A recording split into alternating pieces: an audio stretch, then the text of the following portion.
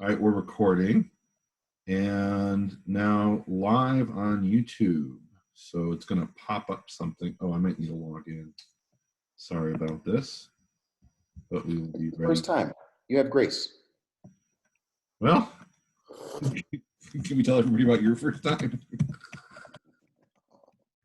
I'm still traumatized by that. The webinar hasn't crashed yet, so I think we're doing well. Yeah, no, that's really good. Okay. Oh, it wants me to. What does it want me to do? Okay. All right. Give us a minute here. Okay. All right. First, I have to sign into Zoom. I just closed it to try to save the computer. All right, guys. Sorry about this. We will start momentarily. Well, I mean, we're starting now, so it's live. It is what it is. All right. Sign into Zoom. That doesn't make sense. You don't want me to sign into Zoom. You want me to sign into Gmail. All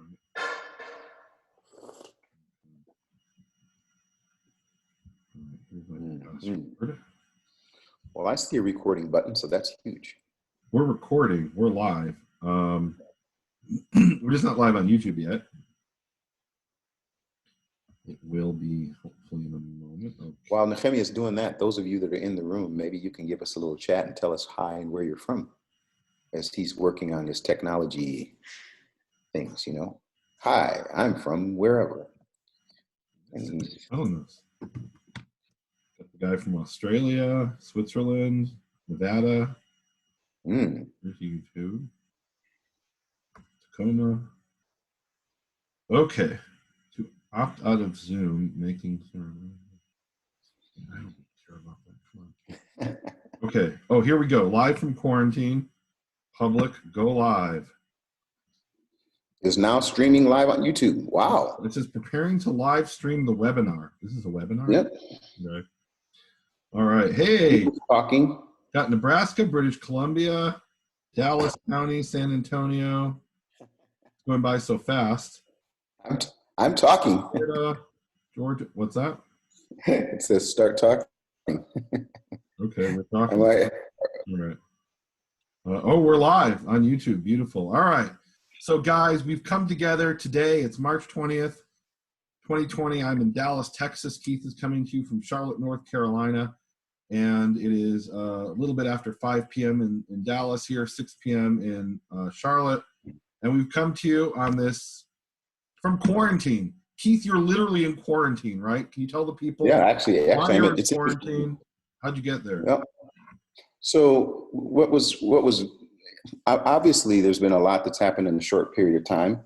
A week ago, when we were on, for those that don't know, we took a tour to Israel, 40 people, the BFA International Tour.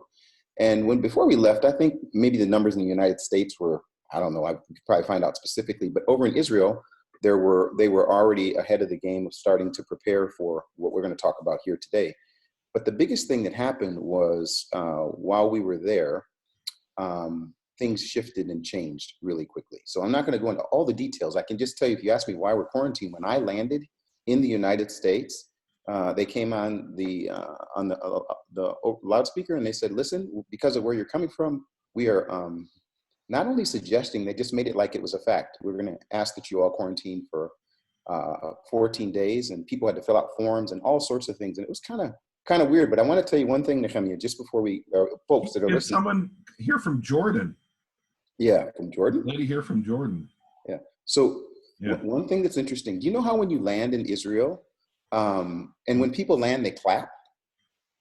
This is the first time it's ever happened. When we landed in the United States, people clapped like they were landing in Israel. And I mean, people were trying to get out of the country and they were being told to get out of the country. So long story short, we're doing quarantine in our house, and Andrea and I are doing social distancing to make sure that we, during this period of time, that we respect the process and whatever is happening. So we're doing everything we can do here, and hopefully it will suggest that other people take it serious too and do the same thing.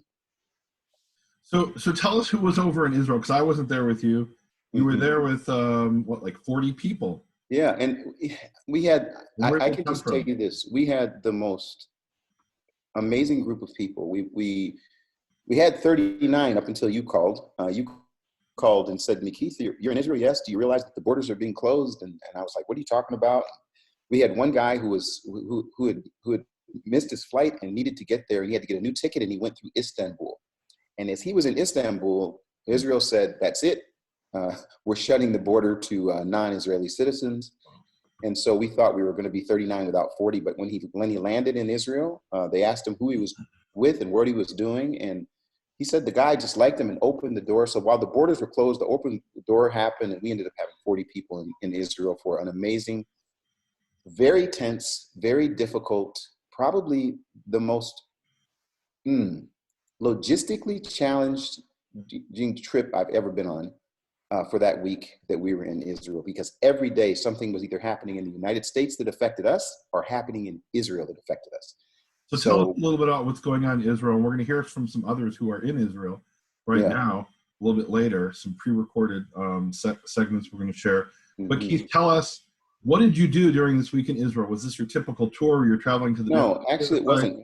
It was an invitation-only tour. The Church of the Holy Sepulchre and the Church of the Beatitudes. And where'd you go? What'd you do? No, we didn't do that. It was an invitation-only tour of people that we call them the ambassadors of VFA. And like I said, the response was amazing. We had 40 people that said, yes, they'll meet. This was a year ago that we planned it. And I got to tell you something interesting. And I said this to them. Great timing you got there, Keith. Here's what's funny, and not funny, is that there were a number of things that happened before this COVID-19 thing that would have made people pretty nervous about Israel. One, there was a situation with Tehran and the United States. And as you know, being from that area over there, if Tehran gets upset, one of the first things they think is, well, we want to attack Israel. So the missiles they thought were going to be flying. And then the second question was, Trump came out with what he called the deal of the century. And immediately there was a discussion of the third intifada because of that. I don't know if you heard that happening, but there were a lot of people that were saying, listen, we're going to do a third intifada. So I thought for sure when January 1st came that the people that were planning to be on the trip, they could opt out before January 1st. And on January 1st, I called Karen, our VFA administrator, and I said, okay, tell me now, are they still coming? And not one person dropped out. Wow, that's amazing. Then here's what happens. China lets us know about a month and a half, maybe some people say 2 months late, there's COVID-19 that's taking place. And pretty much most people were like, yeah, that's in China. And that went for most of January. Now for Andrea and I, it was very close to home because we have a son who is in China and is still in China at this very moment.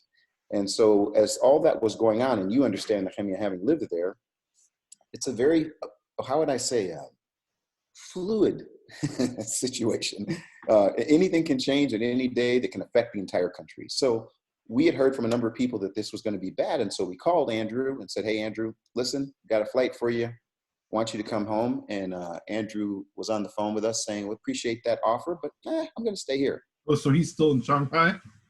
He's there right now. Oh, wow. Okay. So yeah. The point is that as things were changing in the United States and in China, especially in China, we still weren't thinking, I wasn't thinking too much about Israel until they got their first case. Now, this is very interesting, Nehemia. Do you remember when they got their first case of COVID-19? I can't say I remember, no. I know there was a student at Bar-Ilan University who got... Exactly. It was that the first case? It was the Sunday before we left the next Sunday. So 1 week, and then they had two, and then they did this really radical thing. They had a group of tourists from South Korea that they believed had been in a situation with someone who had the virus. So when a plane landed from South Korea, Israel took off the Israeli citizens and turned the plane around. Yeah. That began a daily process of, like I say, difficulty. But we had an amazing tour, and we'll talk a little bit more. I mean, as we go on here today. Well, I actually want to launch this. Really, start off strong here with sharing with people what happened on the Temple Mount, because that's historic. It's absolutely historic. Okay, I tell you what. You were part of it. You have exclusive video that we're going to share here in a few minutes. Okay, here's what we'll do. I'll tell you what we'll do. Can we do this, Nehemia? I mean, the folks are here. Yeah. Can we just take a moment and pray before we get started, and let's just see what the Father does. You want to pray? And I'm going to let you lead. Okay, I'll pray. I'll tell you what, I'll start off, and then you get moved by the Spirit, you can pray. Okay. Father, thank you so much for this time, this opportunity. I want to thank you for the technology that allows us to connect people through this very difficult process of being distant from one another. This is happening all over the world, and yet this technology allows us to be able to speak to these people. Many of them are by themselves, and some of them are with family. We just ask that your spirit that is not contained, that is not quarantined, your spirit is not unavailable, but is readily available to those of us who are calling upon you. I pray for peace. I pray for your perspective. I pray that you would use this time to encourage someone to trust you just a little bit more. Thank you in advance for what you will do. And in the midst of all of this, Father, we are trusting you and we're asking for your intervention. For those that are weak, we ask for strength. For those that are sick, we ask for healing. For those that are anxious, we ask that you would give them peace. And Father, especially we thank you that you are here with us now, and we invite your spirit in your name, Yahweh. Amen. Amen. Amen. You talk here about it's an opportunity for people to come closer to Jehovah and get to experience some of his protection and there's this old saying, there's no atheists in the foxhole. It's back from World War I when you had these intellectuals went onto the Western Front and they're, left and right people dying around them. I think there's a lot of people who are going to get a no pun intended, guys here, but a rude awakening and realize, there's some serious, we think we're on top of everything with technology and we're too advanced and too intellectual to believe in God anymore. There's people out there who have that attitude. I think they're going to be reminded that we're just all 1 second away from death. I mean, we're only here by the grace of Jehovah. Amen. Amen. So, yeah. Well, I know you want to share this video, and I know the folks that are listening, I will say this. I have to give you a lot of credit, Nehemia. This is less than 24 hours that you found this technology to be able to do this, and now you're on Can YouTube. I tell the people the story? Yeah, please. I want you to tell the story. That will help me kind of.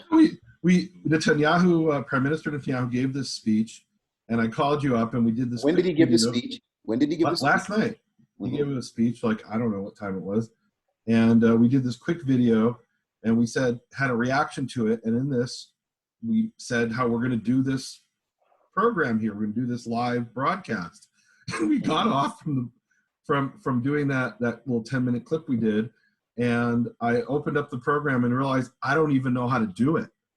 And it turns out you have to buy like a package. It's, not that straightforward as I thought it was. Yeah. One guy asked here before you came on, Keith, he said, will this cut off after 40 minutes? Because on the free version, it cuts off after 40 minutes.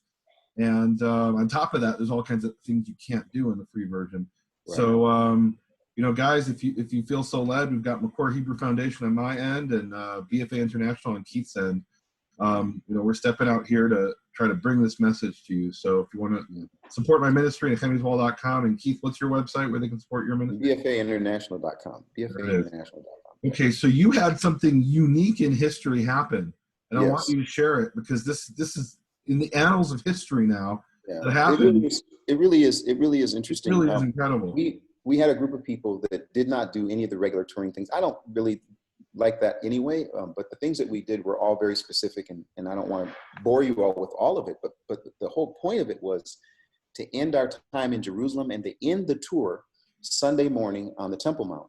So we were ascending, we went down we were at the Horns of Hattin, had a wonderful time there. We were in the Galilee, and then we went down through Jericho, and we get to the Dead Sea. Then we made our way up to Jerusalem, had an amazing meeting on the southern side of the Temple Mount with Rabbi Yehuda Glick, who met with our group. We've got video from that. There's so many things that we'll be able to share over time. So we had all of this information that was going on. We went down to down in the Western Wall. I took them over to the spot where you and I first met and discussed the important question that I asked you about the name. All this was happening with the culmination being, we're going to ascend the Temple Mount on Sunday morning. And then as we were preparing for that, Saturday night, we got this notice. Can I read the notice? Please read it, yeah.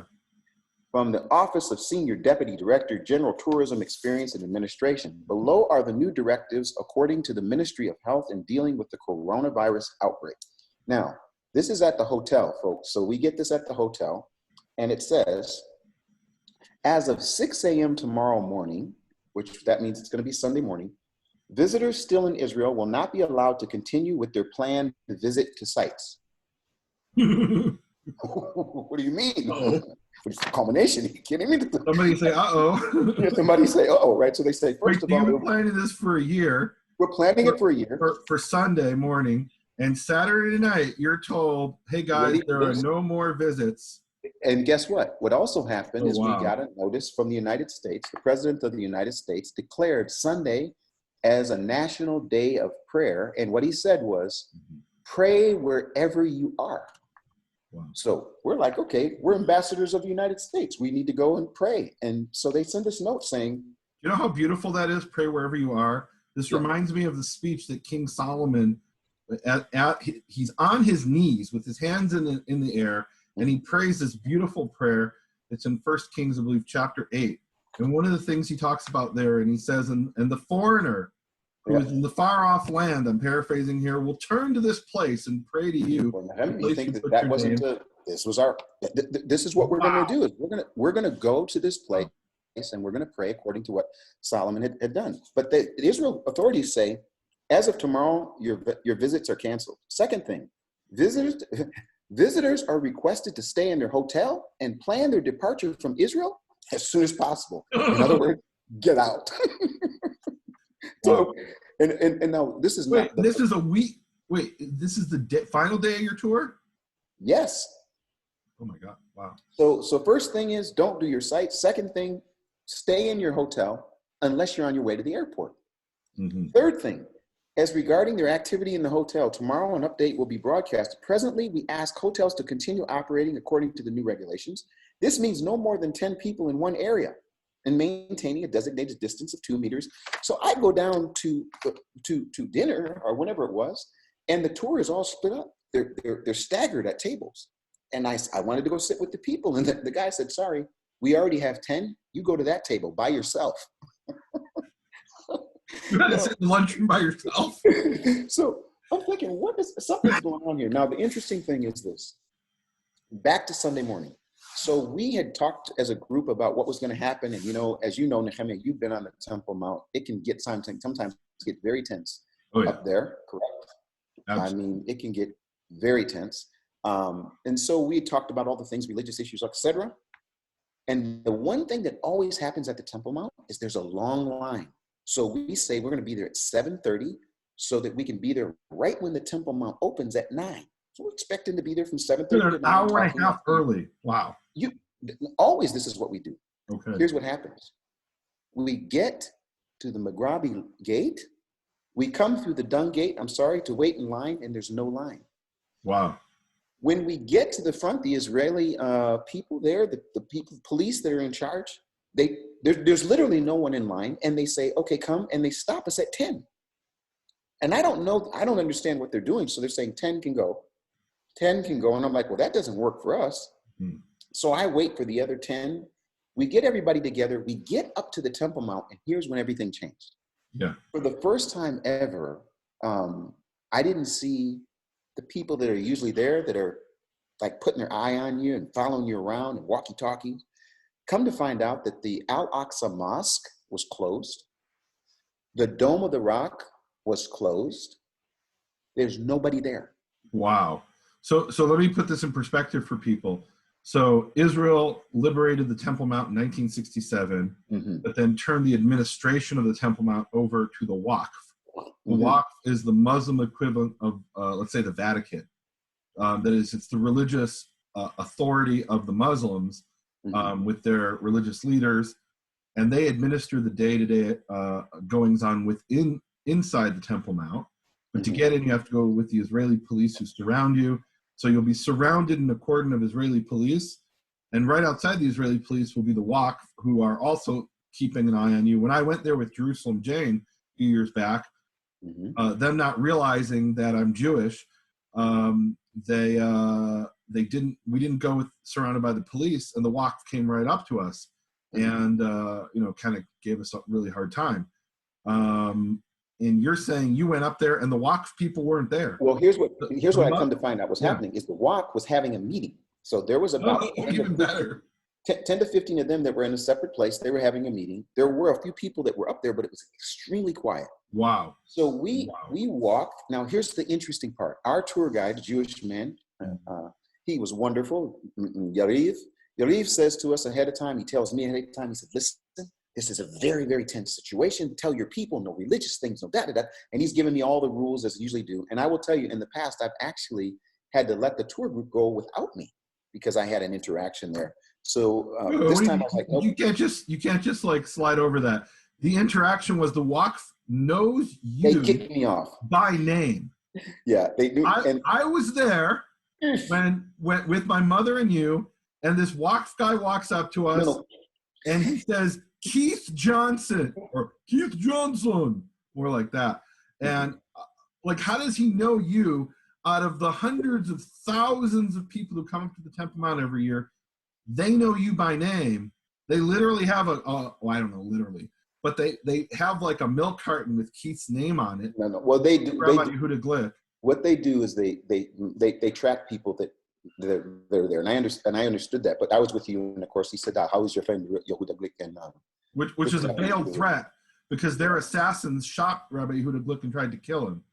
So they know you by face, they know you by name, and you go up there and they're not around. This is a miracle. They're in a meeting. Wow. I guess. Well, we know they're in a meeting because we saw them later. But here's what was so interesting, and this is the part that we're going to share here. No one's gotten to really see this. Is that there were two things that happened. This is part one. Part two, we'll talk about if we ever share it later. But part one was this faithful group of people, of BFA people from around the world, said, "Yes, we'll go with you." We went up there and we were looking around and we stopped. And here's what I'd like to tell you, Nehemia, if you're willing to do this right now. Yeah. I put together just a few clips, 4 minutes of what happened on the Temple Mount. Remember this, there's no reading of the scripture. There's no prayer. There's no religious issue. They don't even really want you to gather. They want you to. And just to be clear. Yeah. So the Waqf, this Muslim organization, controls the Temple Mount, and they will riot and kill people if anybody, literally if a Jew moves their lips without making a sound, silent, they'll assume it's silent prayer. And this could be an international incident. But I'm going to tell you something. And the Waqf people are usually following the people to make sure they don't move their lips, literally. They follow you. The religious police legitimately. So here's the thing. So Sunday morning, these group of people that came, that you're about to see this short little video, these people were the witnesses that helped to open up something that changed. I mean, I'm telling you, I'll just say this. This is the beginning of something really special. So if you want to share this. I'm going to share that in a minute. Before I do, somebody posted here in the comments, they said, Keith Johnson, troublemaker, LOL. I can't let that go by in silence. Keith Johnson here is doing what the Reverend Dr. Martin Luther King did, what the woman in Alabama did, where she said, I'm not going to go to the back of the bus. He's saying, I am a person who believes in the creator of the universe, and you're not going to tell me that because I'm not part of this ethnic group, I'm part of a different ethnic group, that I'm not allowed to move my lips in the place where God put his name. This is a human rights issue. And I don't think you're no more a troublemaker than, the people. I mean, it really is civil rights. I see this, you continuing the work of Dr. King and others who are fighting for human rights to pray to your own God without being harassed because of your ethnicity or your religious affiliation. Yeah. Well, the situation radically changed because I have been there many, many times where I couldn't do that because of the situation. There's police everywhere. There's Waqf. They're hassling you. They're yelling at you. It's over time slowed down. And I think we have to give a lot of credit to the man that literally gave his life for this and almost died, which is Rabbi Yehuda Glick, who said that this is supposed to be a place of prayer for all nations. That's biblical. And he literally a week ago before we got there, I think it was a week ago before we got there, he ended up having a big confrontation up on the Temple Mount. But he's committed to that. And so he has really been the driving force to get things changed there. So Sunday morning was the first of a couple things that happened. And I want people to see this because our own people haven't seen it. And just before you show it, let's just remind everybody, This is not production. This is not, Oh, no. let's put together. This is you saying, send me a clip. Yeah. And I'm sending you a clip, and yeah, you're getting it just the way it happened. So they're really with us. It's raw, guys. And before we show the video, and I just saw it a few hours ago when you finally sent it. I've been begging you to send this to me for days. Yes, you have no idea how the last 24 Sunday, hours. Yeah. And you finally just sent it to me a few hours ago, and 3 hours ago, 2 hours ago, and I just finally saw it. You know, you mentioned the name, and I didn't know this until you said it just now. The name of the tour guide, his name is Yariv. And do you know what that name means? Yariv means he will strive, he will argue for. It's Yariv is Yehovah will argue for. He will strive for something. And in this video, he is claiming. He is living out his name. All right, a little technology here thing. We're going to try to do the share screen where I can show this video. All right. Okay, here it is. And I'm going to hit play and we'll be quiet and watch the video. There we go. Now, I want to tell you guys something. How special you must be. How special you must be. They say that any moment they're going to shut this down. So nobody's here except for us, really. So it seems to me that this will be a good opportunity for us to do what we came here to do. So what I want us to do is to just walk over there, right in front of those stairs as a group. This is something I want to say to you, and then we're going to take a little more time to reflect, okay? Okay. Do they understand that it's a miracle that we actually... No, I don't think they understand. Do you understand that the fact that we're down, it's a miracle? When we mention 5 groups that left in Israel, all of them on the way to the airport. All of them on the way to the airport. I believe in miracles. Hallelujah. Hallelujah. Enjoy the day, please. Please enjoy. It's a miracle. Wow. Wow. It's amazing. Unbelievable. The safest place to be is the center of his will. And I believe it's his will for his people to be able to come to this. What format did you put it in? All right, are we having a little bit? Can you guys hear it? All right, something's going on here. I'm gonna stop sharing here for a second. Can you guys hear it? Okay, Keith, you're gone. Okay, 80% of the sound is non-existent. All right, so we're having a little bit of technical difficulties here. Here's what I'll do. Here's what I'd like to do for everyone. If everyone, at some point, what we'll do is we'll just put the video up at BFA, give it to Nehemia also, he can put it up and put some explanation on it. But let me just tell you what happened. Can I do that? Would that be all right? Can we try it again? Some people are saying they can hear it, some that can't. Some are saying it's choppy. What format did you put it in? It's not whenever you sent it to me. It's MP4. Okay, we would need to probably upload it to YouTube so that we could do it. All right, we'll have to upload it to YouTube. We've got some other videos on my YouTube channel, and then Keith, you'll put this on your YouTube. We'll do that, but let me just tell everyone what happened. And by the way, there's a picture that I have behind me. If you notice, my head's in front of. This is from our friend Dan. Dan took this picture, and it just struck me because, excuse me, beautiful picture. But what ended up happening was, it was so quiet. We had determined ahead of time we were going to do something that I had done with a group from Namibia. I took a group from Namibia up to the Temple Mount. These people in Africa. And when I went up to the Temple Mount, wait, back up. I told them, you brought a group from Namibia to Israel? Right, a group from Nehemia. You don't know what's going on. I mean, there's so many things happening. So a group from Namibia comes to Israel on a tour specifically for them. Are you serious? And this is the first time we ever did this. We went up to the Temple Mount, and all of a sudden, it was as if a window of peace opened up there, and I stopped and I said, "Hey, everyone, do you know that we could pray without having to move our lips? Do you know we could?" And we as a group prayed on the Temple Mount. That's the first time I got this feeling. So, but this time, what happened is, since there was no waqf and there was complete peace and there's literally no one there, we literally stopped and we would read scripture and then we would pray. Silent prayer amongst each other. We went to every 4 different spots around the Temple Mount and came right back at the end and finished with the very verse that you just talked about in 2 Kings chapter 8, where it says, now the foreigner will come. And what happens when the foreigner comes? The Father answers the question, Nehemia, and he says, if my people who are called by my name will humble themselves and pray and turn from their wicked ways and seek my face, then I shall heal their land. And So we took that as our responsibility. These people were wonderful. They were beautiful. And I have to say again, those that are already here, those ambassadors, you were brave, you were amazing. And then after we did the group prayer, Nehemia, we stayed for an hour for individual prayer all over the Temple Mount. Wow. And it was beautiful. And I mean, they let you go by yourselves around the Temple then Mount? after that, we were by ourselves. And we said, okay, now we finished our group prayer. Now individually go out for another full hour. Usually they kick you off after about 30 minutes. Oh, they can't wait to get you off. Hey, I'm going to try to do this again. Let's, the two of us, I'm going to ask you to mute your microphone and see what happens. Actually, and I'm not going to talk, and let's just let it play. It's only 3 more minutes, guys.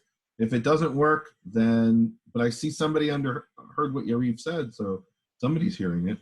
All right, can you mute? Oh, you need your microphone to share screen. We'll try it one more time. You guys let me know if this works. Okay, we'll hear what we hear. No, I don't think they understand. Do you understand that the fact that we're here now, Yes. it's a miracle? Yes. When we mention 5 groups that left in Israel, all of them on the way to the airport. All of them on the way to the airport. I believe in miracles. Hallelujah. Hallelujah. Enjoy the day, please. Please enjoy. It's a miracle. Wow. Wow. It's amazing.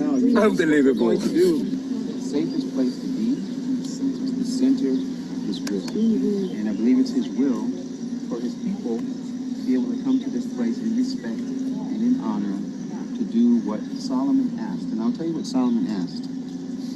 Solomon said, listen, what about the foreigner that comes from a far place? He says, moreover, concerning the foreigner that is not of thy people Israel, when he shall come out of a far country for thy name's sake, for they shall hear of the great name and of the mighty hand and of thine outstretched arm. When he shall come and pray toward this house, hear thou in heaven thy dwelling place, and do according to all, say all, that the foreigner calls to thee. That all the people of earth may know thy name. Fear thee as do thy people Israel, that they may know that this house which I have built is called by thy name. Let's take a moment.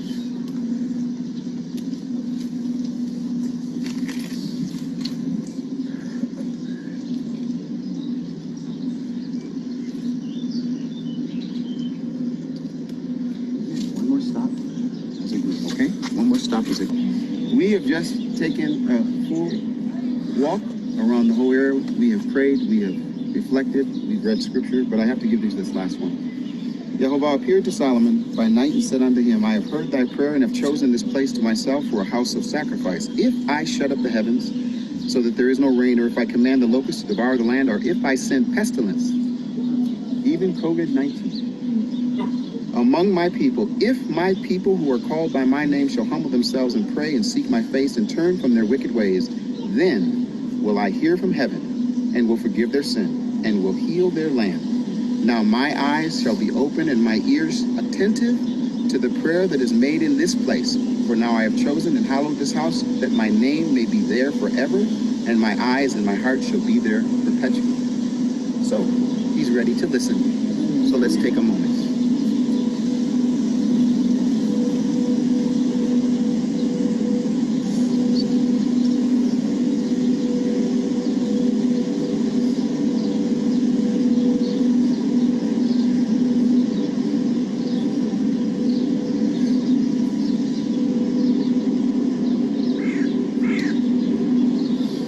Before I send you out your way, I just want to remind you, 90% of the people who came to Israel are on their way home. We've seen one other group on the Temple Mount. We're here out of obedience to do what we've been called to do. You all are amazing. You are fulfilling the prayer of Solomon when he built this house, and the Father answered that prayer. Is that not good for a good old-fashioned amen? Amen? Is that wonderful, a good old-fashioned amen?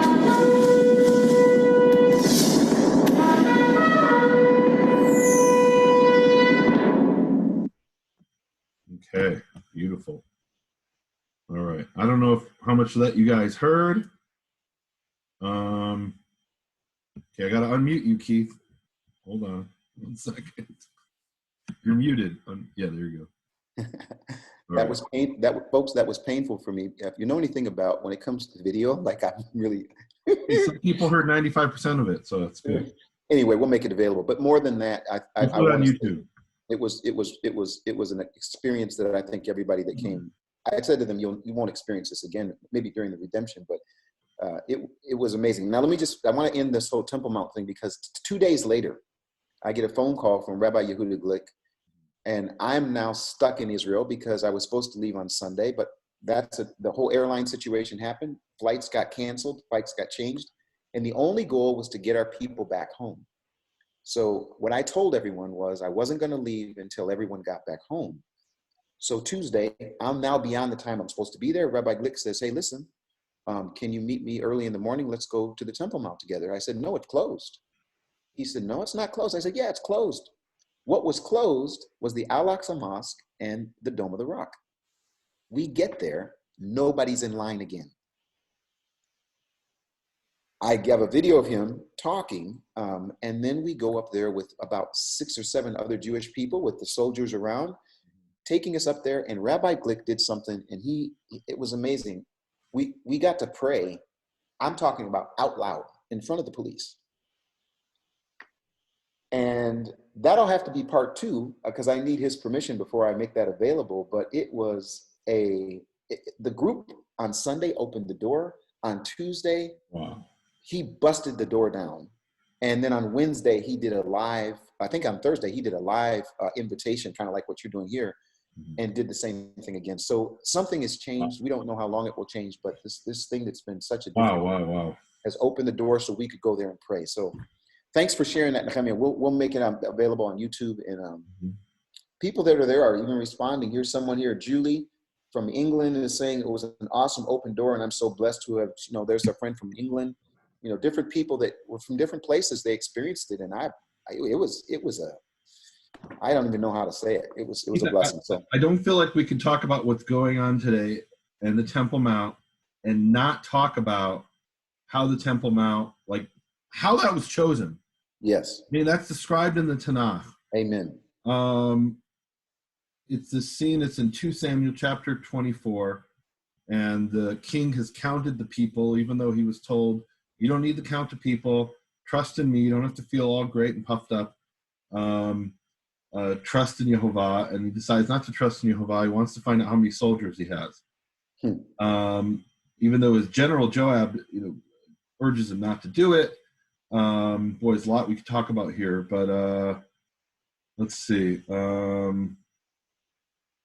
Okay, I'm going to read some of this here because I mean, this is Temple Mount. You got to talk about this. All right. So David has sinned. I'll read here from the JPS if I can find that. Or can I read the Hebrew and you'll read the English? Sure. Where are you at? Hold on 1 second. 2 Samuel 24, verse 11. Hold on. We're seeing behind the curtain there, Keith. So we're in 2 Sam 24:11.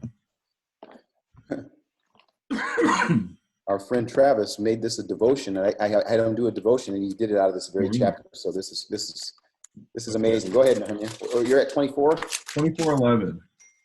Or it's 10 in the English. Where's 10 in the what translation are you using? I'm going to use my NASB. So it'll be verse 10. ויקום דוד בבוקר, ודבר יהוה היה אל גד הנביא, חוזה דוד לאמור. Verse 10. Verse 10. Yeah. Now David's heart was troubled after he had numbered the people. So David said to Yehovah, I have sinned greatly in what I have done. But now, O Yehovah, please take away the iniquity of thy servant, for I have acted very foolishly. Okay, actually, that's a good verse. What verse are you in? You said 2 Samuel 24:10 in English. Okay. Okay, beautiful. So that's verse 10. I'll read that because that's beautiful too. ויחלה דוד אותו, אחרי כן ספר את העם, ויאמר דוד אל יהוה, and David said to Yehovah, חטאתי מאוד אשר עשיתי. Amen. I have sinned greatly that which I did. ועתה, now, Yehovah, havel na et avon avdecha. cause to pass away the iniquity of your servant, ki niskalti ma'od, for I have done foolishly. Now read verse 11. Yes. When David arose in the morning, the word of Yehovah came unto the prophet God, David's seer, saying, 12, go and speak to David. Let me read the Hebrew. Haloch v'dibarta el David ko amar Yehovah. Go and speak to David. Thus saith Yehovah. Shalosh anochi notel alecha. 3 I place upon you. Yes. Bechar lecha achat mehem ve'eselach. Choose one of them and I'll do it to you. Vayavo Gad el David ve'yaged lo. And God came to Gad, the seer, came to David and he said to him, Vayomer la hatavo lecha. And he said to him, hatavo lecha sheva shanim ra'av ba'artzecha. So option number 1, 7 years of famine in your land. Im shlosha chodashim nesuch bifnei tzarecha v'hu rodfecha. Or 3 months of you being chased by your enemy and you fleeing from him. V'im hayot shalosh yamim dever b'artzecha. Or 3 days of pestilence in your land. Ata da ura'eh ma'ashiv shochi davar. Now know and see, what should I return the one who sent me? What word should I return to the one who sent me? Meaning, what should I tell Yehovah, who sent me these 3 options? So we've got war, we've got famine, war, and pestilence. Pestilence is disease, is the Wuhan Coronavirus, is the Spanish flu, is the Black Death. This is dever, pestilence. 14, Vayomer David el Gad. These are famous words in the Jewish world. And they're just beautiful words. They're words that many Jews recite every afternoon in the afternoon prayer. And David said to Gad, Sar li me'od, I am very troubled. Nitla na biyad Yehovah. Let us fall now into the hands of Yehovah. Ki rabim rachamav uviyad adam el epola. For his mercies are great, and let me not fall into the hands of a man. So let Yehovah's hand be upon me, not that in the hand of a man. What's interesting is he didn't tell him which of the 3. Right? Yep. He didn't say, let there be pestilence, let there be famine. He said, let me fall into the hand of Yehovah. Right? Meaning not the hand of my enemy. That was option number 1. Or was it 2? Option 2 was the hand of the enemy. Doesn't want to be the enemy to punish him, the punishment to come through an enemy, but from the hand of Yehovah. And Yehovah placed pestilence in Israel, verse 15, from the morning until an appointed time. And there died from the people from Dan as far as Beersheba, 70,000 people. Verse 16. Vayishlach yado hamalach Yerushalayim l'shachata.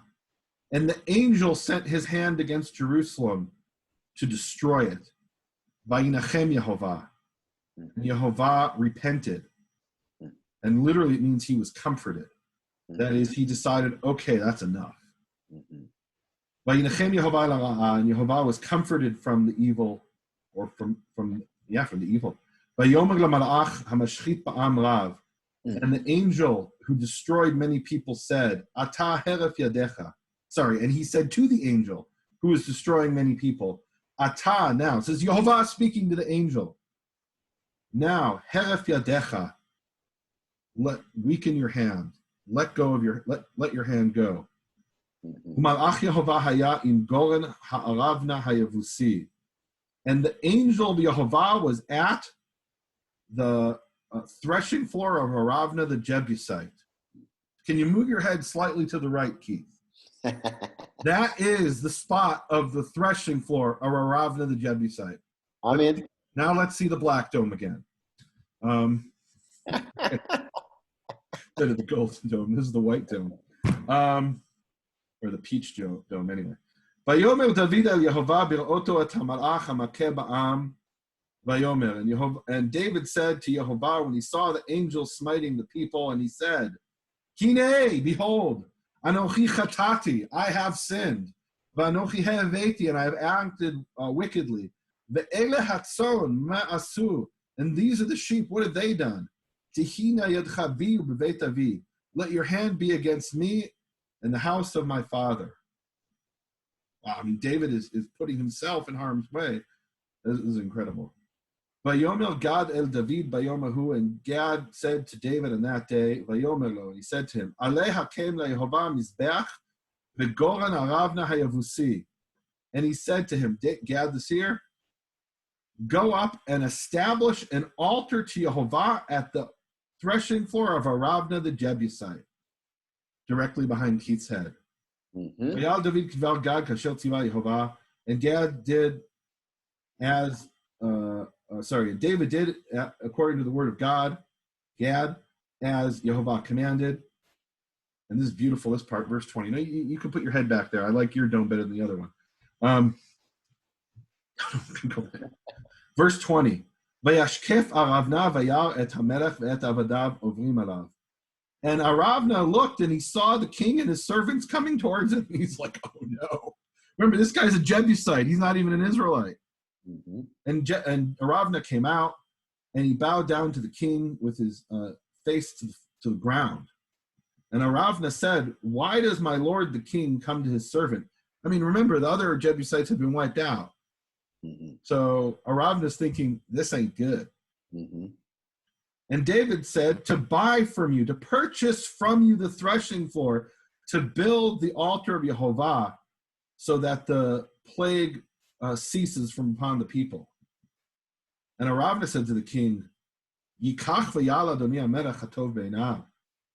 May the king take and raise up, may my lord the king take and raise up whatever is good in his eyes. You can have it for free. Behold, the oxen for a burnt offering, and the threshing sledge, and the utensils of the cow for wood, or the bull for wood. Meaning, so like he's got all this wood, and Israel's not a lot of wood. He's got the threshing utensils, the yoke, and all that. He's going to use that for wood. In verse 23, everything Aravna has given to the king. And Aravna said to the king, may Yehovah your God receive you or accept you. Wow, beautiful. And the king said to Aravna, no, lo. For I will surely purchase from you at a price, and I will not raise up to Yehovah my God burnt offerings free. A sacrifice is not free, it costs. By definition, in English at least, you sacrifice, you give something. And that's what he's saying here. I'm not going to give the sacrifice free. And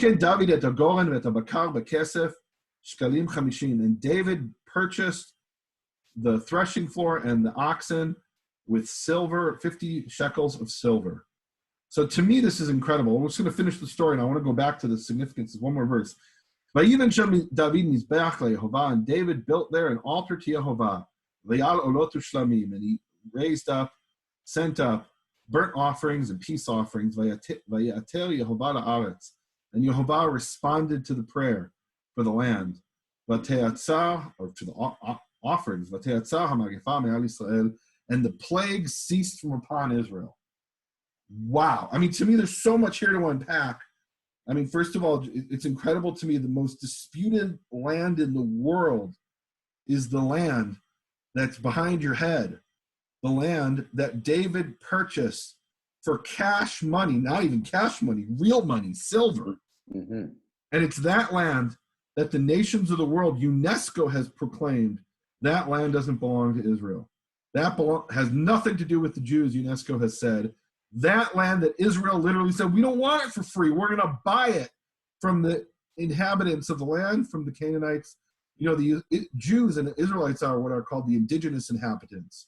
But there's another term that scholars use, the autochthonous inhabitants. And the Jebusites were their autochthonous inhabitants, meaning they're the original people of the land. The Israelites have only been in Jerusalem for a little over 3,000 years.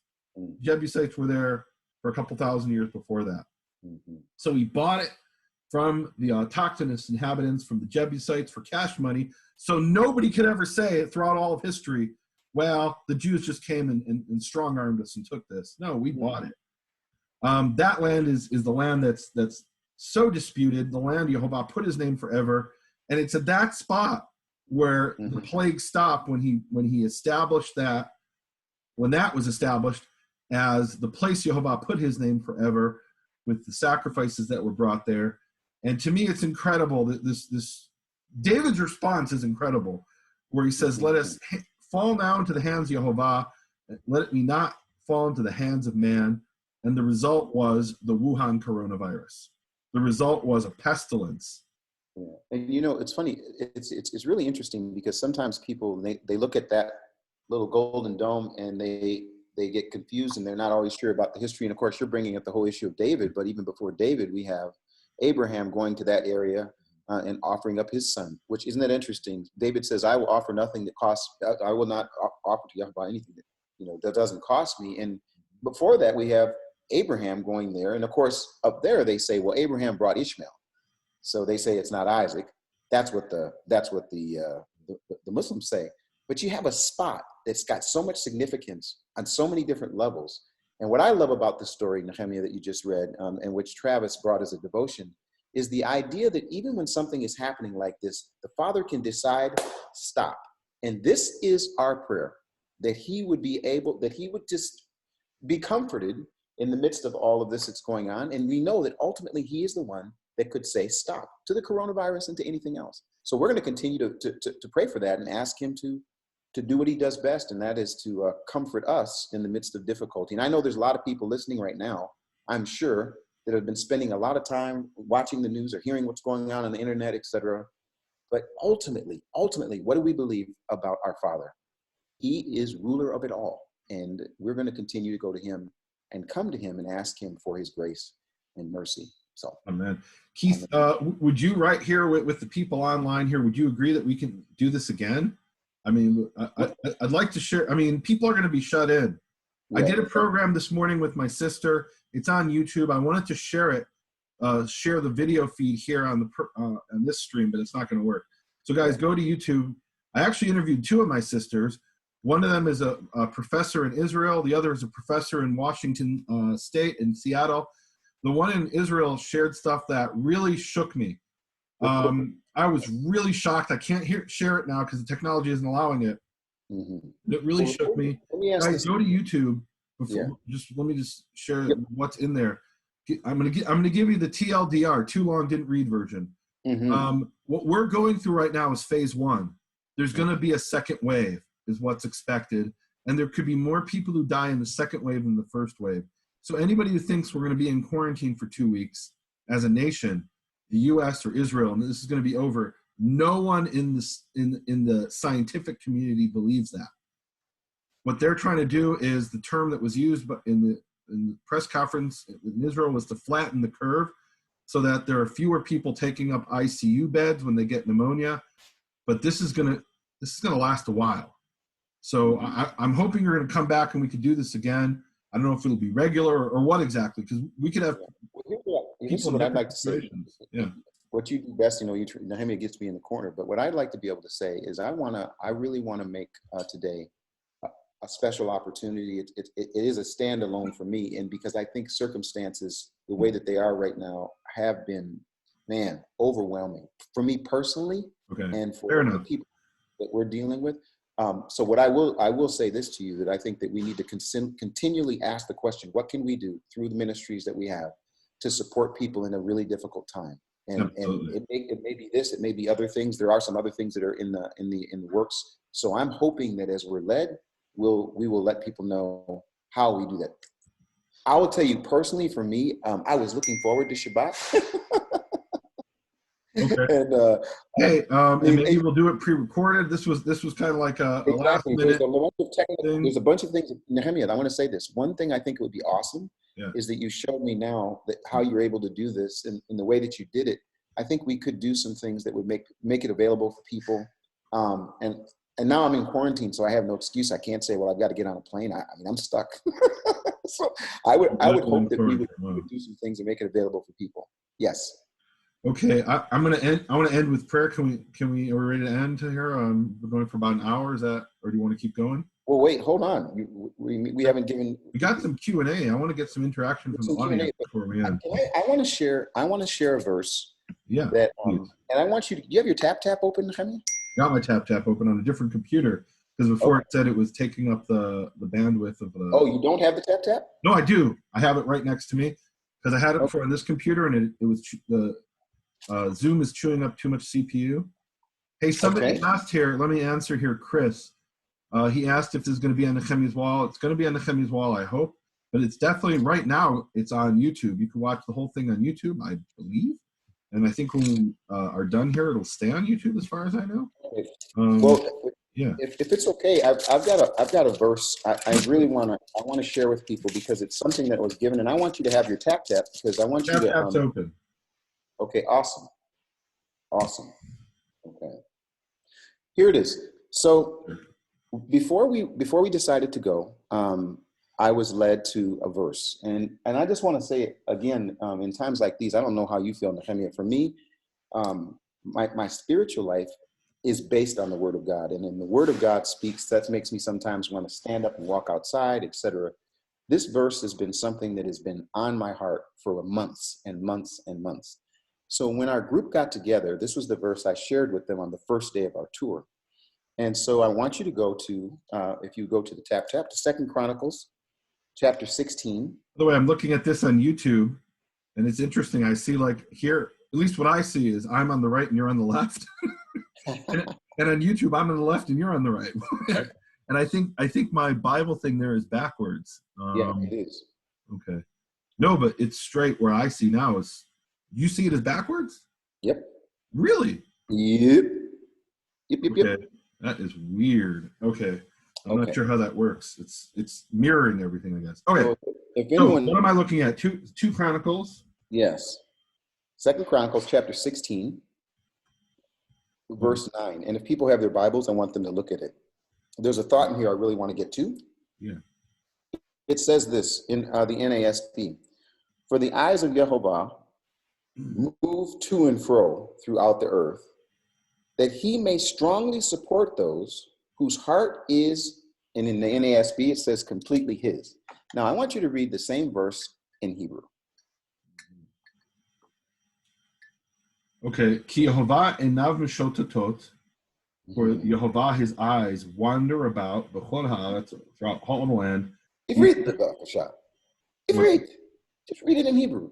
Oh, the whole verse? Yes. כי הובא עיניו משוטטות בכל הארץ להתחזק עם לבבם שלם אליו, נסכלת על זאת. Stop right there. Okay. When you see the word shalem, what do you think of? Complete. To complete. What does that mean? I mean, complete. So the idea of our heart being, some English, some versions would say wholly devoted. Some would say complete. But the point is, it says that his eyes, and it uses that really interesting word.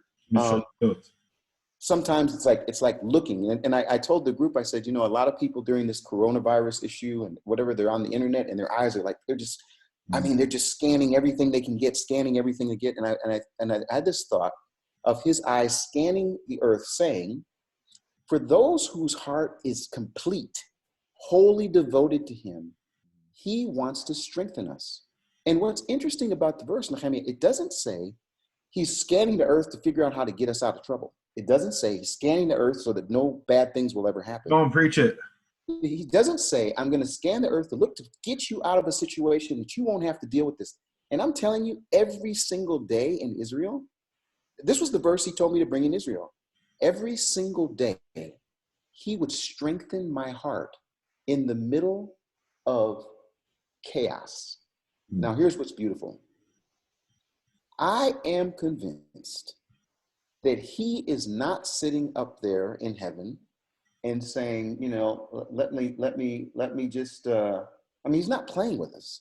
The verse literally says, he wants to strengthen us. He wants to chazak our heart. It's like what he did with Pharaoh. Pharaoh wanted to let the people go, and he said, no, I'm going to strengthen you. I'm going to harden your heart so that you can't. He's going to control all of that. And I have to tell you right now, I'm sure there's some people like me that need that. I needed a strengthened heart to deal with the details of what happened the last week. And as I'm looking forward into the future, I need a strengthened heart. And so how do I get that strengthened heart? By saying, I am leaning and trusting on him completely. My heart is wholly devoted to him. Nehemia, this was my prayer, and it happened in Israel. And now I know why he gave me that verse, because we need strong hearts right now. The information that you shared today, what you're about to share with everyone, or maybe, I don't know how you'll talk about it from your sister, the information when you turn on the news. One governor said this today. I think it was the governor of New York. He said, this is not a political decision. This is to do with math. They said, why are you making this big decision to have everyone be in, what are they calling that? Not self-isolation, social distancing. No, not just social distancing. The whole 100% of non-essential folks have to be at home.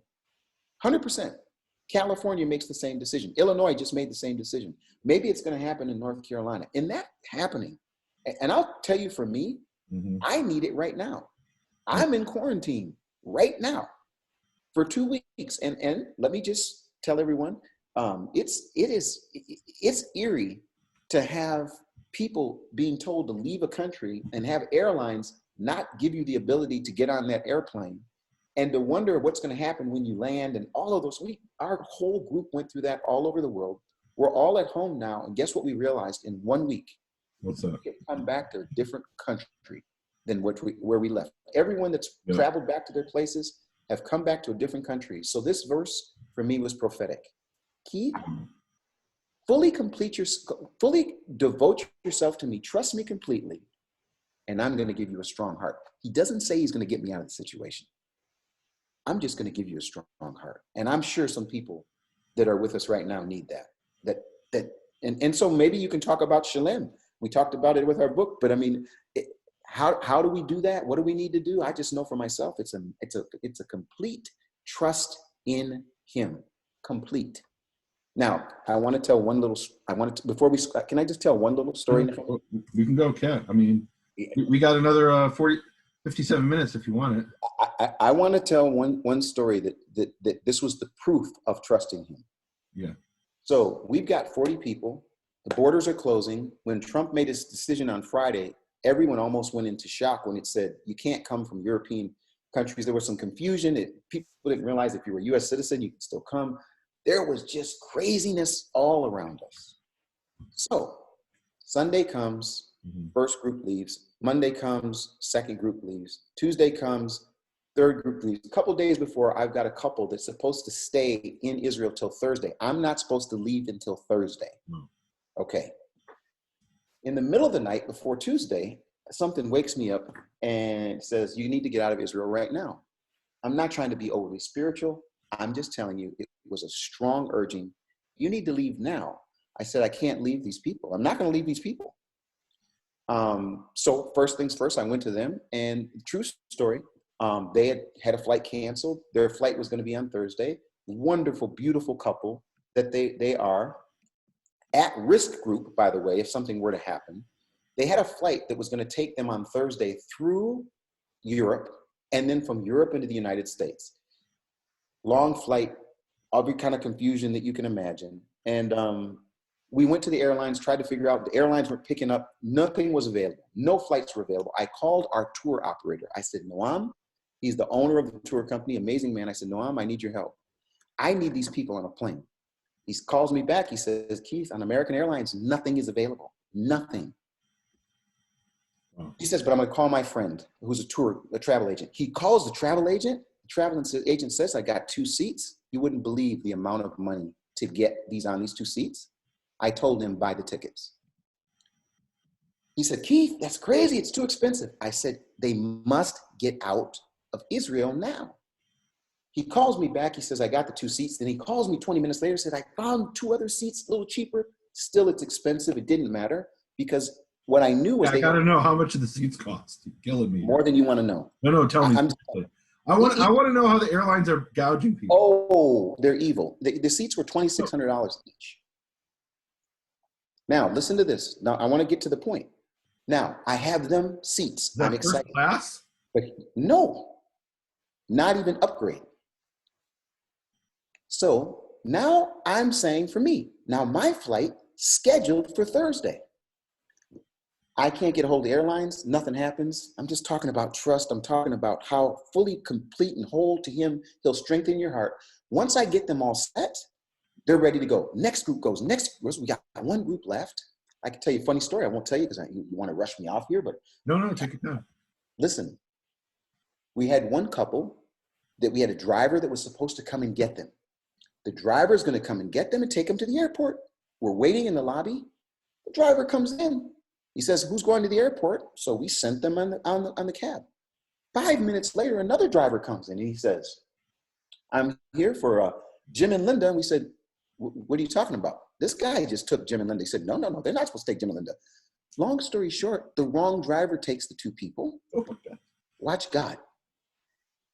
The driver calls the other guy. They get in an argument back and forth. He says, I take these people. He says, yeah, but it's already been paid for. He drives them and brings them back. Oh my.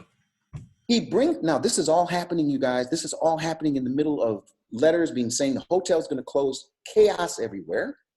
We transfer their luggage into the other cab and I send them on their way. I look at the driver and I said, his name was Asher. I said, Asher, I'm going to pay you for your time, but I need a favor. Can you take me around the corner? I need to go meet with Rabbi Glick.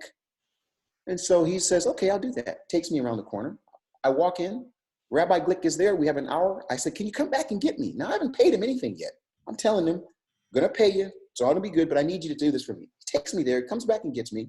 He says, I thought, how did he say it? Are you Chaver of Rabbi Glick? I said, he's a friend of mine. He says, if you're a friend of Rabbi Glick's, you're a friend of mine. Where else do you need to go? I said, well, I actually need to go to the airport. Why do I need to go to the airport? Because I got to go talk to the airlines. Now, bear with me, Nehemia. It's Shabbat. Yeah. I've got the wrong cab coming to get the people who comes back. He says to me, I'll come back and get you. Now I said, I'm going to go to the airport. Why? Because the airlines won't pick up the phone. And I need to now get out of Israel because the two people have a flight. Jen and Charlie, I say, would you take care of these people getting to the airport? I'll meet you there so that no one is left behind. Jen says, it's just like Israel. No hoof will be left behind. This guy puts me in his cab. He takes me to the airport. He says, I'll wait to see if you get a flight or not. I go into the airport and true story, I finally get up to the front. Everyone's trying to leave Israel. And they said, well, Mr. Johnson, you don't have a flight Thursday. You were supposed to leave Sunday. I said, no, it was changed by Delta. They said, Mr. Johnson, you don't have a flight. We'll see you Thursday. I said, that's impossible. I need to get home now. Well, we'll put you on standby. What are the chances, Nehemia, if I'm on standby, that I get on a flight? They're all sold out. No, you don't get on a flight. My people come, now I meet them at the airport. I'm fulfilling what I need. I said to myself, even if I have to stay here, my friend Nehemia has made an offer. Would you tell the people what you offered if I got stuck in Israel? Tell them what happened and what you offered. Yeah, so I offered you to stay in my apartment in Israel as long as you needed to. Absolutely. And there's an apartment in Israel, which I could have stayed there. Yeah. Now for the part of strengthening the heart. I go to the man, I sit down and I said, Father, my word is my bond. I cannot leave until these people are safe and that they've got a flight.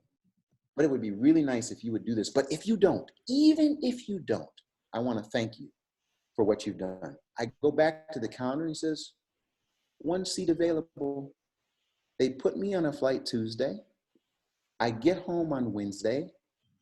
The hotel was going to close on Thursday. And if I had not had the cab driver take me there, if I would have showed up Thursday, I'm stuck in Israel.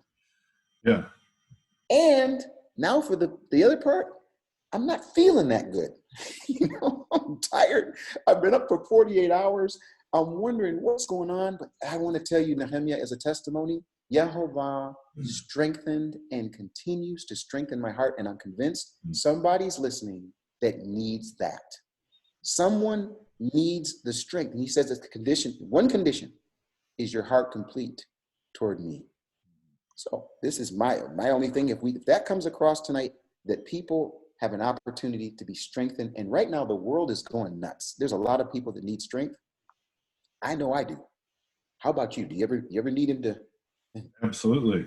Absolutely. So that's, that happened for me. It's a testimony. I'm back here with my wife now. Unfortunately, we're separated during this time. She's got the downstairs. I got the upstairs, and the reason for that right now is during the social distancing in the house. Yeah, we have social distance in the house. And part of it is because my sweet wife, man, she said this first so I can say it. She said, Keith, now it's probably a good thing that I'm kind of like a germaphobe because she's we need the germaphobes right now. We need people who can keep things clean because, when you're coughing and sneezing or whatever, it can get pretty bad. And so I really appreciate her, her being so diligent. Things have changed in a week. I'm sure it's changed for a lot of people that are listening, but I think that we just need to continually be people that have a complete heart so that he can strengthen us. And that's what I believe he's going to do as a result of all this. Oh, man. Thank you guys. very much. I really appreciate you sharing that, Keith. Guys, Keith talked about the germs and trying to stay away from getting the virus. And there's a lot of misinformation out there. Yes. I did an interview with my sister, who is a professor of physiology and biophysics at the University of Washington in Seattle. And she talked about what you could do to avoid getting the virus. Mm-hmm. So guys, go over to YouTube. I'm going to post the link actually right here on my channel. You'll see my sister with the curly hair. Was the other sister with the red hair. The one with the poodle hair, she's the one who talked about that you can avoid getting this virus. It's possible. And, eventually you might get it, right? I mean, I was thinking maybe I should get it now instead of when I'm 70 because it ain't going away. Right. But who knows? Maybe there'll be a vaccine. Maybe there'll be a cure. We have no idea. And so what they're trying to do is flatten the curve. And there are things that you can do, washing your hands, not, people walking around with masks. I thought even yesterday, those people are crazy. And now I realize after talking to my sister, hey, that actually makes a lot of sense. Let me clarify something. I have permission. What I didn't want to do about the reason that my wife is so diligent, and this is why we're separate, because there might be some confusion. Like, well, Keith, why would you guys be separate? Andrea actually came home Sunday morning, and that was on purpose. We had a flight that was available. She came home Sunday morning. I'm still in Israel Sunday, Monday, Tuesday, Wednesday. So the moment that she left to come home, and one of the reasons, a really important reason for that, is that we're in a very tense situation, obviously, but more importantly, she's of the high risk group. She's not old. She's a couple months older than me, but she has asthma, and that is something that actually is really, really a dangerous thing during this. So people would say, well, why would you be separate now? You're married, you live in the same house. Because she had to come home before me, and I'm still there. I have every single day, every interaction I have between Sunday and Thursday, we don't know what I came into contact with.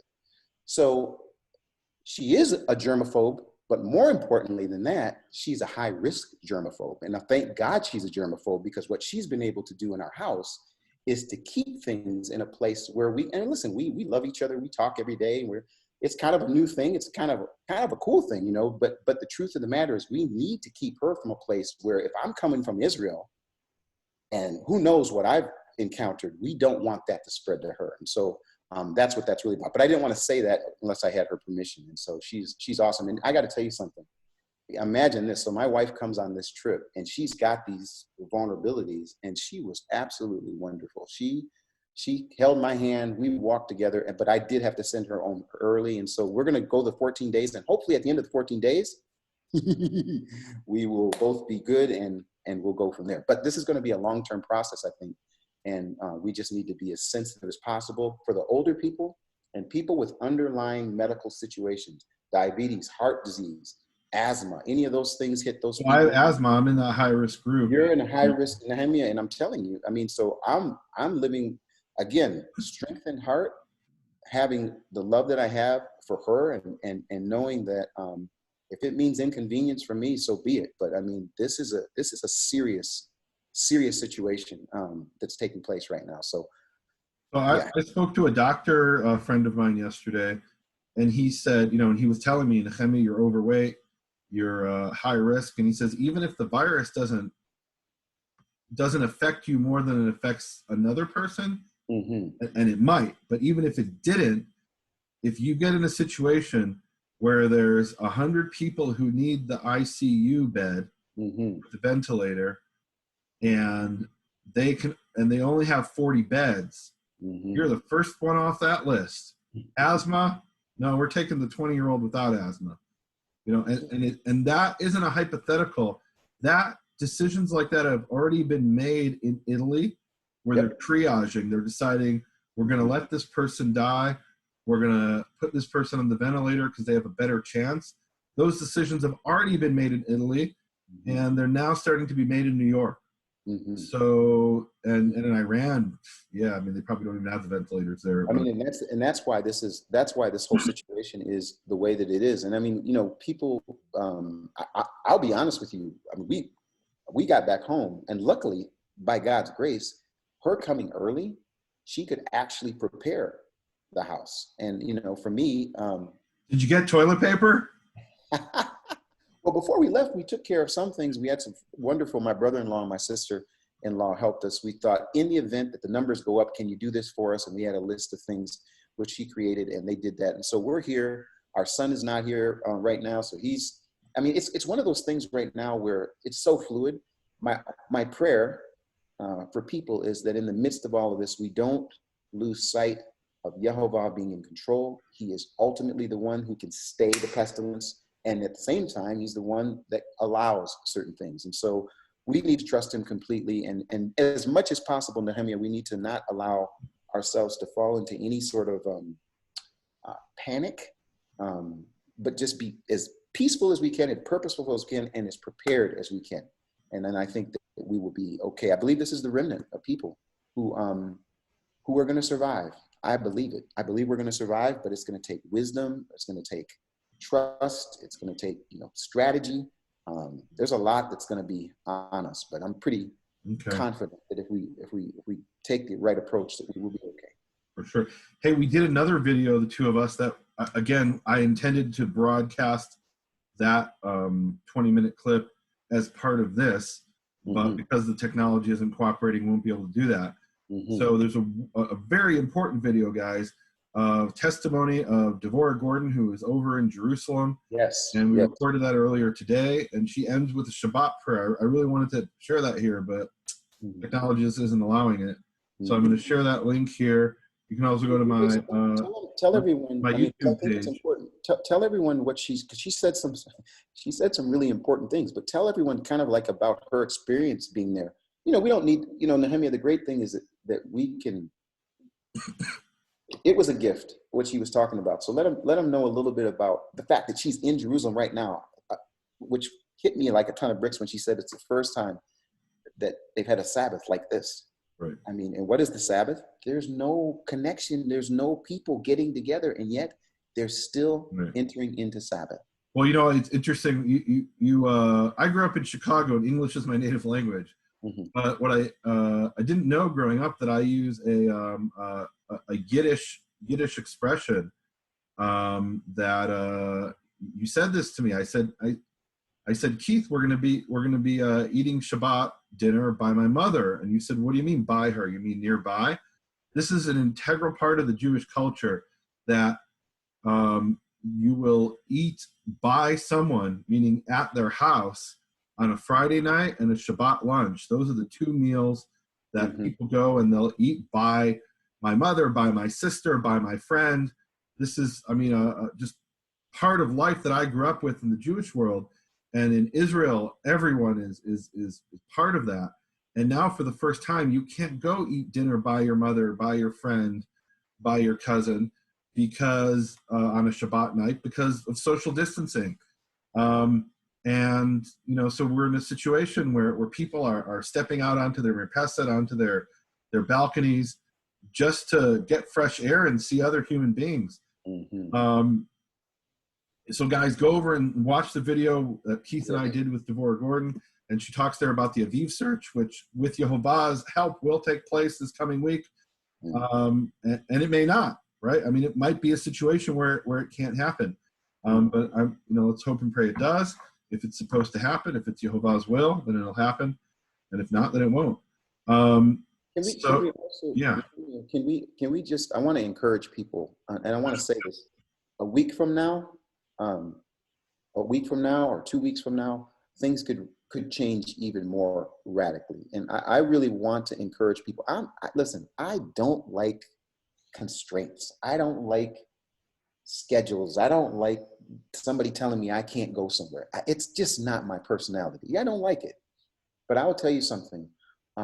There are so many vulnerable people right now. And there's a whole bunch of young people right now like, oh, even if I get it, it doesn't matter. I'm fine. Well, guess what? The interaction they're going to have with others, and it's a very contagious virus. And so I really want those that are listening here. I mean, I know there's conspiracies out there and people saying it's not real and hoax and this, that, and the other. This is real. Today in Italy, 600 people died. Today. Yeah. Highest number in. I hadn't even heard those conspiracies that people were saying it's not real. Yeah. Oh, what are you talking about? Well, there's also. Oh, but listen, I don't have time to, Yeah, whatever. All Okay. of that. What I'm saying is, if we were to do what Israel did. Now, I want to lead with this.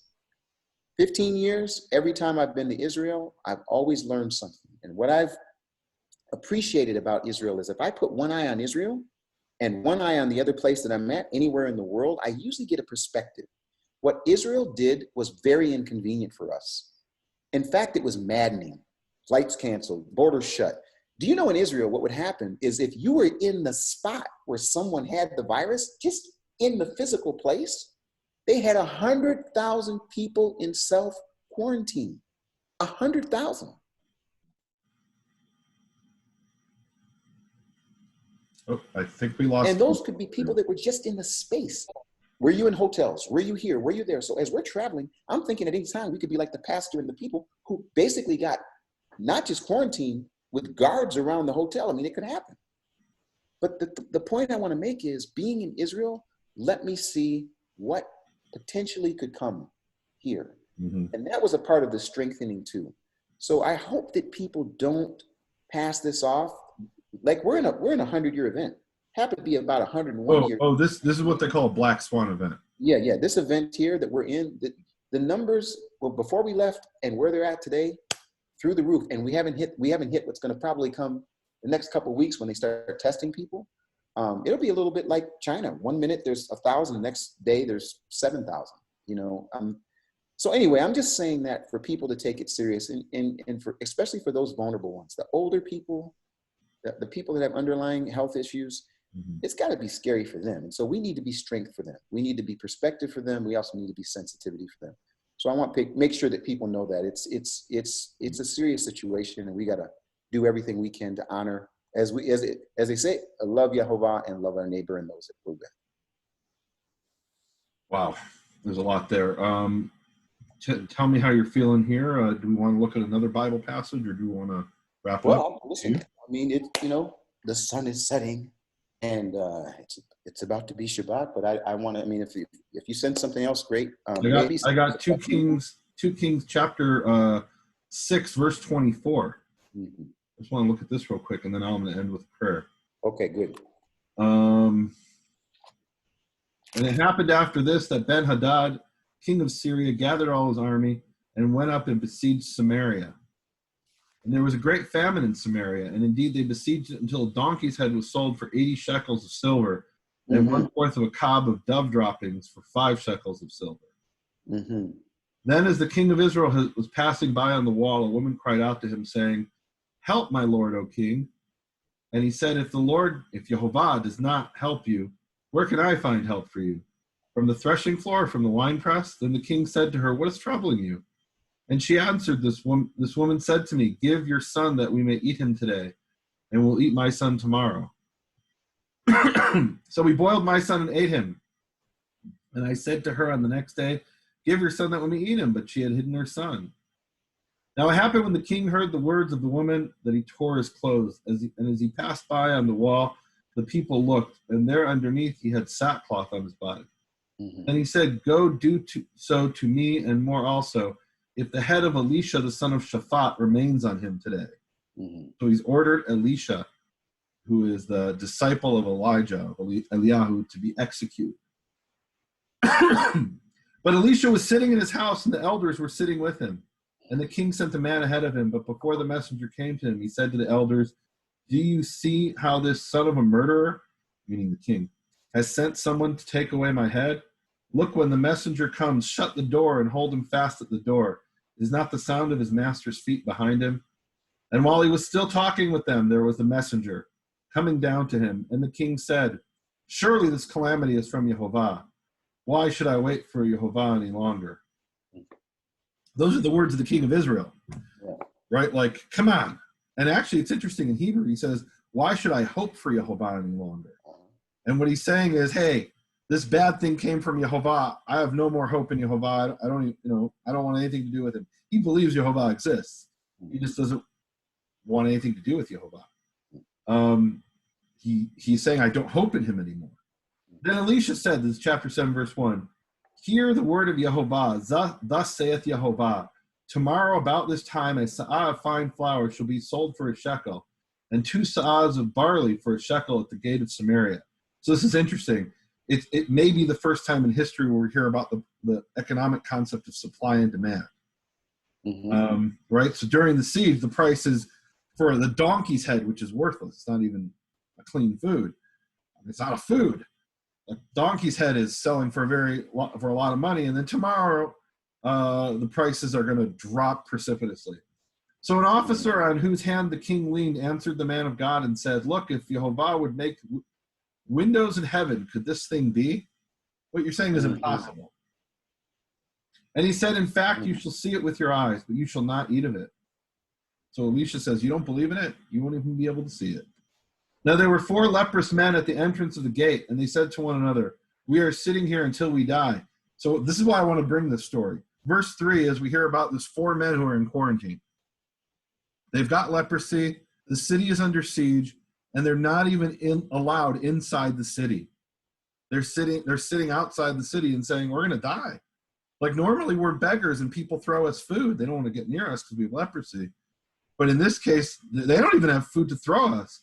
They said, if we say we will enter the city, the famine is in the city and we shall die there. And if we sit here, we will die also. Now, therefore, come, let us surrender to the army of the Syrians. If they keep us alive, we shall live. And if they kill us, we shall only die. Right? We haven't lost anything. And they rose at twilight to go up to the camp of the Syrians. And when they had come to the outskirts of the Syrian camp, to their surprise, no one was there. So they're rising at the first light when the planet Venus has risen, and there's the first twinklings of twilight, and the Syrian camp's empty. For Yehovah caused the army of the Syrians to hear the noise of chariots and the noise of horses, the noise of a great army. So they said to one another, look, the king of Israel is hired against us, the king of the Hittites and the kings of the Egyptians to attack us. Therefore they arose and fled at twilight and left the camp intact, their tents, their horses, their donkeys, and they fled for their lives. And when these lepers came to the outskirts of the camp, they went into one tent and ate and drank and carried from it silver and gold and clothing and went and hid them. These are like the guys on eBay who are selling the hand sanitizer for $200. Then they came back and entered another tent and carried some from there also and went and hid it. Then they said to one another, we are not doing right.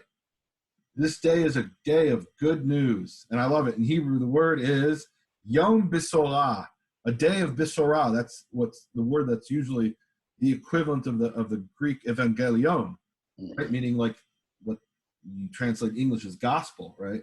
But it's a good news. And let me just pull up here real quick. It just occurred to me. I'm curious to see and the Greek Septuagint says evangelion, evangelia. This is a good news. It's the evangel.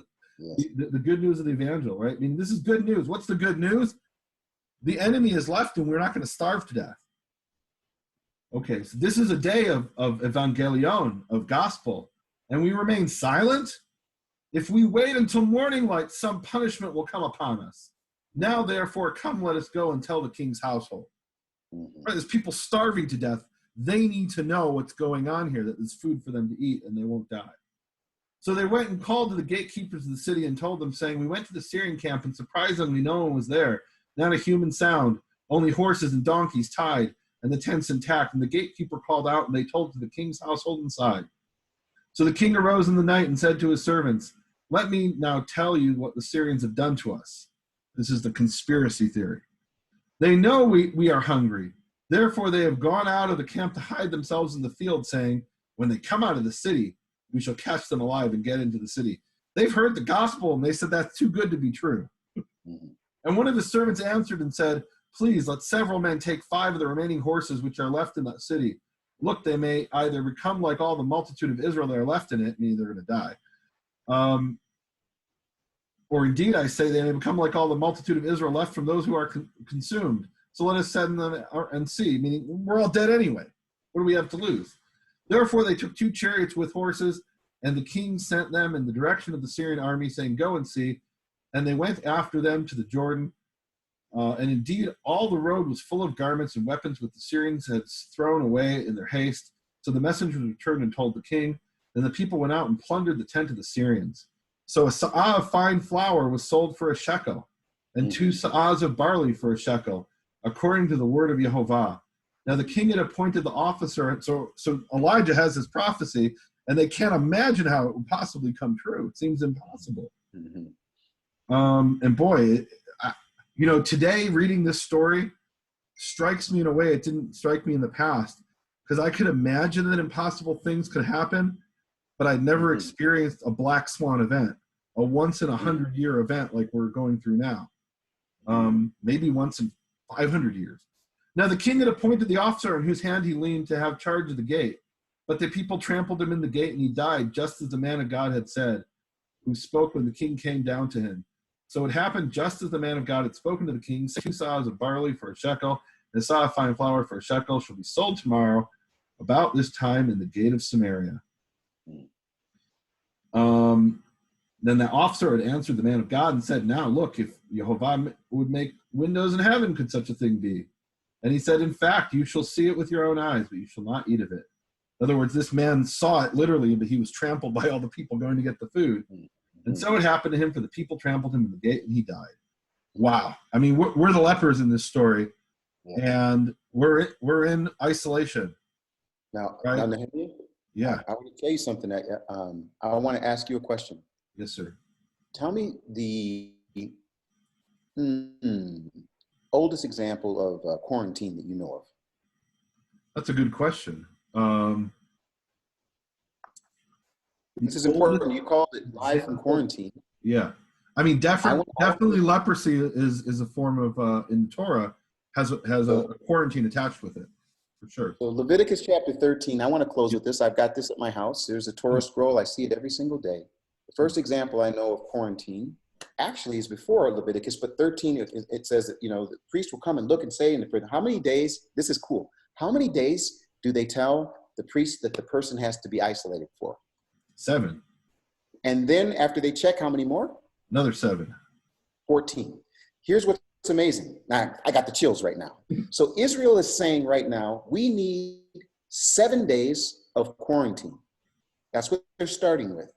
If you come home, as I did after being in Israel, now I've been separated from my wife for 4 days, we come in the house and we say, we need 14 days to make sure that if I come in and et cetera to see whatever, this happened in Leviticus 13. So from Leviticus 13, the Father puts in the Torah, listen, sometimes you're going to need to have quarantine. Why am I bringing that up? Quarantine was actually his idea. There's another family that was quarantined. You remember who they were in Genesis, right? Were they quarantined? Inside of a boat, as you talked about today? Yeah, Noah. He was shut up in the boat. I wouldn't call it, I mean, yeah, it's quarantine in the sense that the waters can rush in and get them. Here's the point. Quarantine was to protect them, not the people around them. Exactly. So quarantine is for the sake of protection. People need to think of it that way, that this is actually grace to be quarantined. I know it's inconvenient. It's inconvenient. But guess what? I'm hoping at the end of the quarantine, we're clean, and so we can move about the business that we need to move about. So I know you're going to say a prayer. Before you do that, I brought something that you were with me when I got it, and I want to do this tonight if I can. There's a little wonderful little package here. And this was when you and I were... That's not showing up with your background. That's okay. Well, then let me do this. Let me show you what it is. You were with me when I got this. Do you remember this? We can see the shofar, yeah? Yep. So this is from the IDF. We traded shofars, remember? That's right. Yeah, but we traded shofars, and I still have this shofar with me. Wow. And so I want to tonight, if before you say a prayer, unless we have something else, and check No, please. anything else, I want to blow this shofar, and I do believe we're at war. I believe we're at war right now, and for me, everything that I can do, both spiritually and practically, I want to be able to do. So I want to blow this shofar. I know the Father on this special Shabbat that's been set aside, that this sound goes up, and pray His blessings come down. We pray for the pestilence to be stopped. We pray for grace. We pray for all of those things. And I know you're going to do that. So can I blow this? And folks that have come, I want to say thank you to the people that responded to our little booty video we tried to do. At least the webinar worked. Nehemia, mine crashed. I have to give you a big hand. Thank you very much for that. And for all of our friends around the world, those that came with us to Israel that are still 14-day quarantine, and many people, you probably are. Yeah, by the way, what's this coughing thing going on with you? Is this just normal? I mean, what? I'm serious. Like, what do you? I don't know. We'll know in 14 days. We'll probably know in 10 days. Yeah, you got to look at that. Take a look at that. So, anything else before you pray? I want to blow the shofar. Before I pray, can I read a prayer that my sister wrote? Absolutely. So there's 2 videos on YouTube from this morning with my one sister in Seattle and another sister in Jerusalem. This is from a third sister. This is a sister who is, I would say that she's not, I don't want to say she's not spiritual. She doesn't write prayers left and right. Yeah. This is a very unusual thing, that, as far as I know, for her to do. And so she wrote to me and she said that I inspired her to write this prayer, and I was very moved by it. She said this to me here. Yehi ratzon milfanecha Adonai Eloheinu, Elohei Avotenu. May it be your will in your presence, our Lord, our God, the God of our fathers, Tifros alenu sukat shlomecha, that you spread over us the sukkah, the booth of your peace. Tagen alonu mipnei magefa ra'ah, and that you protect us from an evil pestilence. Shetishlach malachim lirapeh et amenu u'shetachus al amecha. May you send angels to heal your people, to heal our people, and may you have mercy on your people. Shetachazek et nisienu v'et memshalotenu b'milui tafkidam. May you strengthen our presidents. She wrote that in plural, interesting. Our presidents and our governments in the fulfillment of their duties. ותיתן בי את הכוח לקיים את תקנות מדינתנו ואת מחויבותינו. And may you give me the strength to fulfill the rulings of our state and our obligations. Amen. Amen. You blow the shofar, Keith.